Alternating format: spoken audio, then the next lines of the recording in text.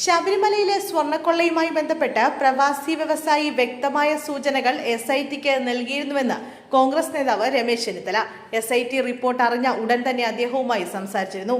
അദ്ദേഹം പറഞ്ഞ വിവരങ്ങളുടെ അടിസ്ഥാനത്തിൽ ശരിയായ അന്വേഷണം നടത്തിയാൽ യഥാർത്ഥ വസ്തുതകൾ പുറത്തുവരുമെന്ന് അദ്ദേഹം പറയുന്നത്. വ്യവസായി എന്നോട് പറഞ്ഞ കാര്യങ്ങളാണ് അന്വേഷണ സംഘത്തെ അറിയിച്ചത്. അതല്ലാതെ ഇതുമായി എനിക്ക് ബന്ധമൊന്നുമില്ലെന്നും രമേശ് ചെന്നിത്തല പറഞ്ഞു. പൊതുപ്രവർത്തകൻ എന്ന നിലയിൽ വ്യവസായി പറഞ്ഞ കാര്യം അന്വേഷണ ഉദ്യോഗസ്ഥരെ അറിയിക്കേണ്ടതായി തോന്നി. അതാണ് SITയോട് പറഞ്ഞത്. ഇതിൽ അന്വേഷണം നടത്തേണ്ടതും കണ്ടുപിടിക്കേണ്ടതും അവരാണ്. യഥാർത്ഥത്തിൽ ഇപ്പോൾ സംഭവിച്ചത് എന്താണെന്ന് അറിയില്ല. തനിക്ക് ഡിമണിയുമായി ബന്ധമില്ലെന്നും താൻ നൽകിയ സൂചനകൾ വെച്ച് അന്വേഷിച്ചാൽ യഥാർത്ഥ വസ്തുതകൾ പുറത്തു വരുമെന്നുമാണ് വിദേശ വ്യവസായി തന്നോട് ആവർത്തിച്ചതെന്നും ചെന്നിത്തല വ്യക്തമാക്കി.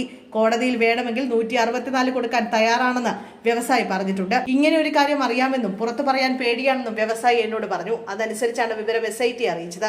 SIT നിർദ്ദേശിച്ചത് പ്രകാരം അവർക്ക് മുന്നിലെത്തി അറിയാവുന്ന കാര്യങ്ങൾ വിശദീകരിച്ചു. വിദേശ വ്യവസായിയെയും SIT ചോദ്യം ചെയ്തിരുന്നു.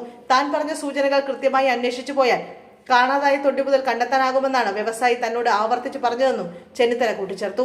എന്തായാലും ശബരിമലയിൽ നിന്ന് കവർന്ന സ്വർണം എവിടെ പോയി എന്ന് രമേശ് ചെന്നിത്തല ചോദിച്ചു. തൊണ്ടി മുതൽ എവിടെ പോയി? ഗോവർദ്ധന്റെ കയ്യിൽ നിന്ന് പിടിച്ചെടുത്ത 300 ഗ്രാം അല്ലല്ലോ കാണാതായത്. അത് കണ്ടുപിടിക്കേണ്ടതല്ലേ?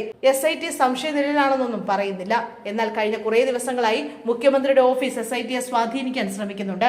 പോലീസ് അസോസിയേഷനിലെ CPMുമായി ബന്ധപ്പെട്ട 2 പേരെ SITയിൽ ഉൾപ്പെടുത്തിയിട്ടുണ്ട്. അതൊക്കെ സംശയാസ്പദമായ കാര്യങ്ങളാണെന്നും രമേശ് ചെന്നിത്തല പറഞ്ഞു.